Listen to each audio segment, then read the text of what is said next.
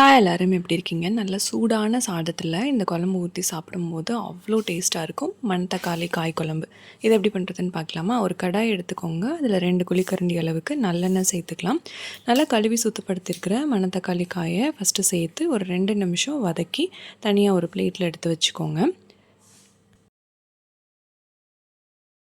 அதே எண்ணெயில் கொஞ்சம் வெந்தயம் சேர்த்து தாளிச்சிட்டு 4 பல்லு பூண்டு, ஒரு 4 சின்ன வெங்காயத்தை நீளமாக கட் பண்ணி சேர்த்து வதக்கிக்கலாம். நான் இன்றைக்கி 2 நாட்டு தக்காளியை அரைச்சி சேர்த்துருக்கேன். நாட்டு தக்காளி புளிப்பாக இருக்குன்றனால நான் புளி சேர்த்துக்கல. உங்களுக்கு தேவைப்பட்டால் புளி கரைசல் சேர்த்துக்கோங்க. இது கூட 1 ஸ்பூன் அளவுக்கு மிளகாய்த்தூள், ஒரு 3 ஸ்பூன் அளவுக்கு மல்லித்தூள் சேர்த்துட்டு நல்லா எண்ணெய் பிரிஞ்சு வர வரைக்கும் வதக்கிட்டு நம்ம ஆல்ரெடி வதக்கி வச்சுருந்த மணத்தக்காளி காயையும் சேர்த்துக்கோங்க.